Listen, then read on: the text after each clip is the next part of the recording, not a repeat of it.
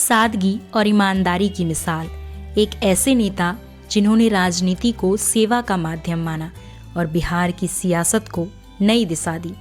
आज हम बात कर रहे हैं उस जननायक की जिन्होंने गरीबों, पिछड़ों और वंचितों के लिए अपना पूरा जीवन समर्पित कर दिया।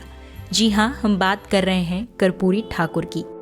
24 जनवरी 1924 बिहार के समस्तीपुर जिले का एक छोटा सा गांव, जहां एक साधारण नाई परिवार में जन्मे कर्पूरी ठाकुर का जीवन गरीबी और संघर्षों से भरा था। लेकिन उनके भीतर एक सपना था, समाज के हर वर्ग को बराबरी का अधिकार दिलाने का सपना। उन्होंने 1942 के भारत छोड़ो आंदोलन में हिस्सा लिया और 26 महीने जेल में बिताए। जेल से बाहर आने के बाद उन्होंने स्वतंत्रता संग्राम से आगे बढ़कर समाज में बदलाव लाने का रास्ता चुना। शिक्षक से नेता बने कर्पूरी ठाकुर ने अपने विचारों से समाजवादी राजनीति को नई दिशा दी। 1952 में वह बिहार विधानसभा के सदस्य बने और 1967 में राज्य के शिक्षा मंत्री। इस दौरान उन्होंने बड़े फैसले लिए। बिहार में अंग्रेजी की अनिवार्यता को खत्म कर दिया, जिसके बाद हजारों छात्र जो अंग्रेजी में कमजोर थे उन्हें आगे बढ़ने का मौका मिला। ये फैसला ऐतिहासिक था, लेकिन उन्हें आलोचनाओं का भी सामना करना पड़ा। 1970 में वह पहली बार बिहार के मुख्यमंत्री बने।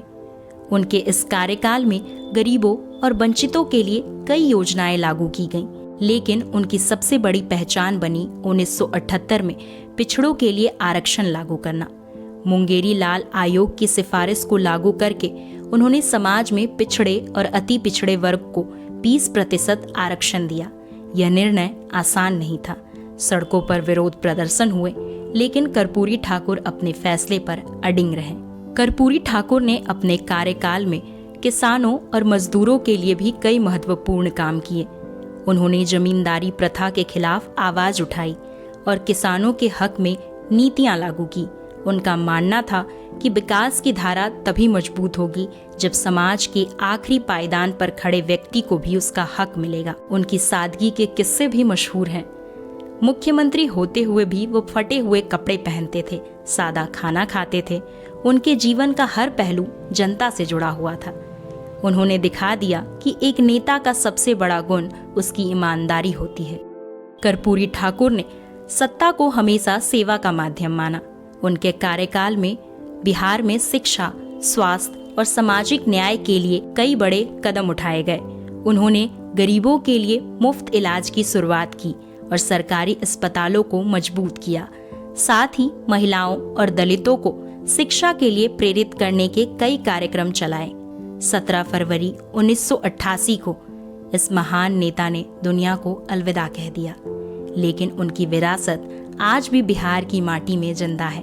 उन्हें जननायक कहकर आज भी याद किया जाता है। कर्पूरी ठाकुर का जीवन ये सिखाता है कि राजनीति सिर्फ सत्ता का खेल नहीं, बल्कि समाज की सेवा का सबसे बड़ा माध्यम है। उनकी सादगी, ईमानदारी और संघर्ष आज भी करोड़ों लोगों को प्रेरणा देती है।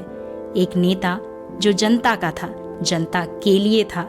कर्पूरी ठाकुर का योगदान सिर्फ बिहार ही नहीं, बल्कि पूरे देश के लिए मिसाल है। उनकी कहानी हर भारतीय को याद रखनी चाहिए। फिलहाल इस वीडियो में इतना ही।